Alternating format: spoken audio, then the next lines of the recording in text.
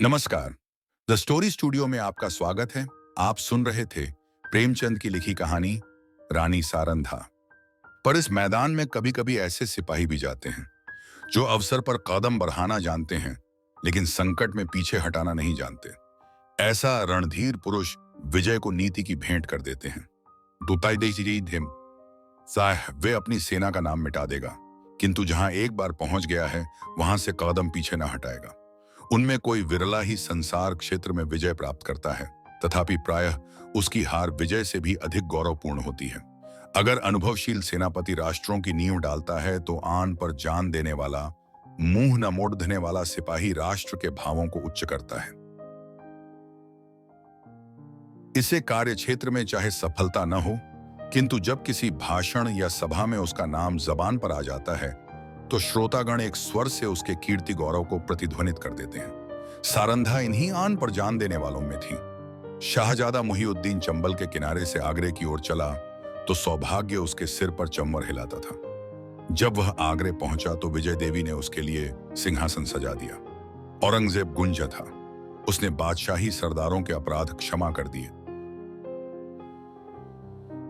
उनके राज्य पद लौटा दिए और राजा चंपतराय को उसके बहुमूल्य कृत्यों के उपलक्ष्य में 12,000 मनसब प्रदान किया। ओरक्षा से बनारस और बनारस से यमुना तक उसकी जागीर नियत की गई। बुंदेला राजा फिर राजसेवक बना। वह फिर सुख विलास में डूबा और रानी सारंधा और पराधीनता के शोक से घुलने लगी। वली बहादुर खां बड़धा वाक्चतुर व्यक्ति था। उसकी मृदुलता ने शीघ्र ही उसे बादशाह आलमगीर का विश्वास पात्र बना दिया। उस पर राजसभा में सम्मान की दृष्टि ढिरने लगी। खां साहब के मन में अपने घोद्धे के हाथ से निकल जाने का बड़धा शोक था। एक दिन कुंवर छत्रसाल उसी घोद्धे पर सवार होकर सैर को गया था। वह खां साहब के महल की तरफ जा निकला। वली बहादुर ऐसे ही अवसर की ताक में था। उसने तुरंत अपने सेवकों को इशारा किया। राजकुमार अकेला क्या करता। घोड़ा छिनवाकर वह पैदल घर आया और उसने सारंधा से सब समाचार बयान किया। रानी का चेहरा तमतमा गया। बोली,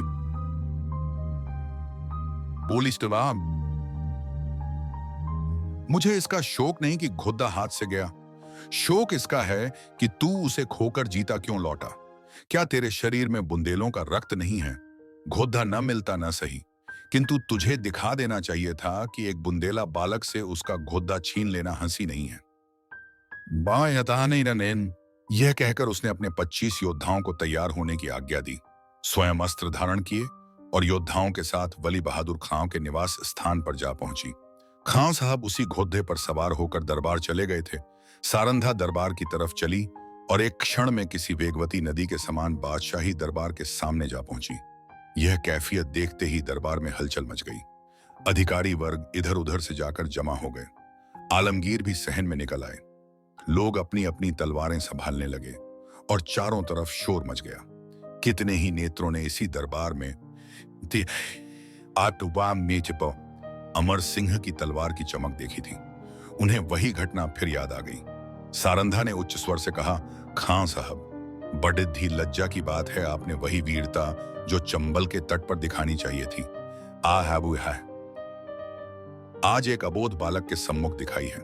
क्या यह उचित था कि आप उससे घोद्दा छीन लेते। वली बहादुर खां की आंखों से अग्नि ज्वाला निकल रही थी। वे कड़ीदाही आवाज से बोले, किसी गैर को क्या मजाल है कि मेरी चीज अपने काम में लाए। रानी, वह आपकी चीज नहीं, मेरी है। मैंने उसे रणभूमि में पाया है और उस पर मेरा अधिकार है। क्या रणनीति की इतनी मोटी बात भी आप नहीं जानते। खां साहब, वह घोद्दा मैं नहीं दे सकता। उसके बदले में सारा अस्तबल आपकी नजर है। रानी, मैं अपना घोद्दा लूंगी। खां साहब, वो मैं उसके बराबर जवाहरात दे सकता हूं, परंतु घोद्दा नहीं दे सकता। रानी, तो फिर इसका निश्चय तलवार से होगा। बुंदेला योद्धाओं ने तलवारें सौंध लीं और निकट था कि दरबार की भूमि रक्त से प्लावित हो जाए। बादशाह आलमगीर ने बीच में आकर कहा, रानी साहबा, आप सिपाहियों को रोकें। घोद्दा आपको मिल जाएगा, परंतु इसका मूल्य बहुत देना पड़ेगा। रानी,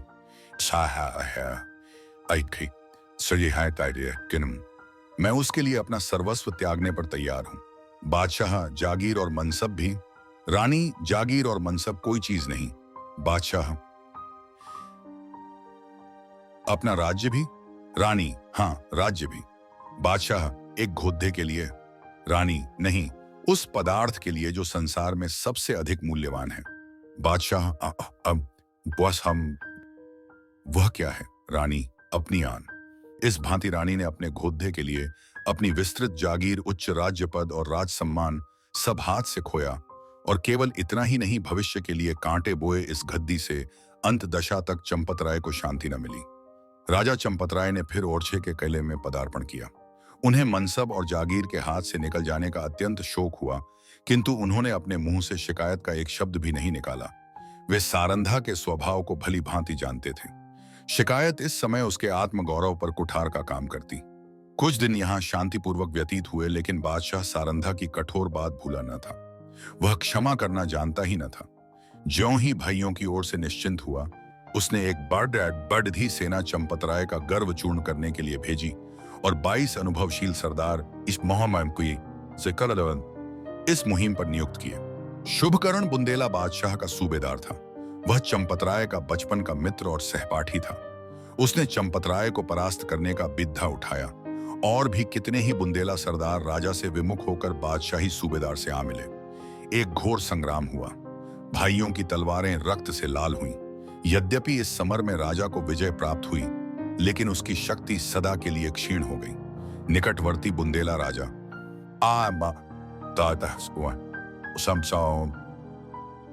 जो चंपतराय के बाहुबल थे, बादशाह के कृपाकांक्षी बन बैठे। साथियों में कुछ तो काम आए, कुछ दगा कर गए। यहां तक कि निज संबंधियों ने भी आंखें चुरा लीं, परंतु इन कठिनाइयों में भी चंपतराय ने हिम्मत नहीं हारी, धीरज को न छोड़ा। उन्होंने ओरछा छोड़ दिया और वह 3 वर्ष तक बुंदेलखंड के सघन पर्वतों पर छिपे फिरते रहे। बादशाही सेनाएं शिकारी जानवरों की भांति सारे देश में मंडरा रही थीं। आए दिन राजा का किसी न किसी से सामना हो जाता था। सारंधा सदैव उनके साथ रहती और उनका साहस बढ़ाया करती, बद्धी बद्धी आपत्तियों में भी। जबकि धैर्य लुप्त हो जाता और आशा साथ छोड़ देती, आत्मरक्षा का धर्म उसे संभाले रहता था।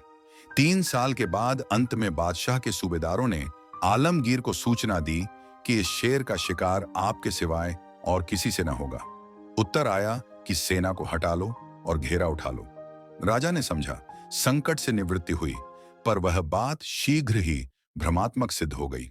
3 सप्ताह से बादशाही सेना ने ओरछा घेर रखा है। जिस तरह कठोर वचन हृदय को छेद डालते हैं, उसी तरह तोपों के गोलों ने दीवारों को छेद डाला है।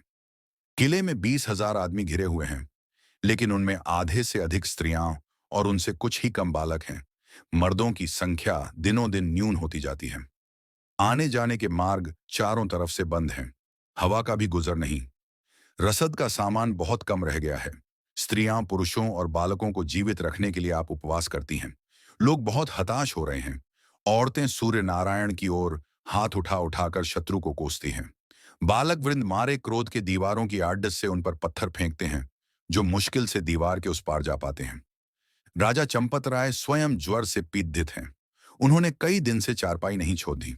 उन्हें देखकर लोगों को कुछ ढारस होता था, लेकिन उनको बीमारी से सारे किले में नैराश्य छाया हुआ है। राजा ने सारंधा से कहा, आज शत्रु जरूर किले में घुस आएंगे। सारंधा, ईश्वर न करे कि इन आंखों से वह दिन देखना पड़े। राजा, मुझे बड्ढी चिंता इन अनाथ स्त्रियों और बालकों की है। गेहूं के साथ यह घुन भी पिस जाएंगे। सारंधा, हम लोग यहां से निकल जाएं तो कैसा रहेगा? राजा, इन अनाथों को छोड़कर? सारंधा, इस समय इन्हें छोड़ा देने में ही कुशल है। हम न होंगे तो शत्रु इन पर कुछ दया ही करेंगे। राजा, नहीं, ये लोग मुझसे न छोड़े जाएंगे। मर्दों ने अपनी जान हमारी सेवा में अर्पण कर दी है। उनकी स्त्रियों और बच्चों को मैं कदापि नहीं छोड़ सकता। सारंधा, लेकिन यहां रहकर हम उनकी कुछ मदद भी तो नहीं कर सकते। राजा, उनके साथ प्राण तो दे सकते हैं। मैं उनकी रक्षा में अपनी जान लड्ढा दूंगा। उनके लिए बादशाही सेना की खुशामद करूंगा, कारावास की कठिनाइयां सहूंगा, किंतु इस संकट में उन्हें छोड़ दे नहीं सकता। आप सुन रहे थे प्रेमचंद की लिखी कहानी रानी सारंधा।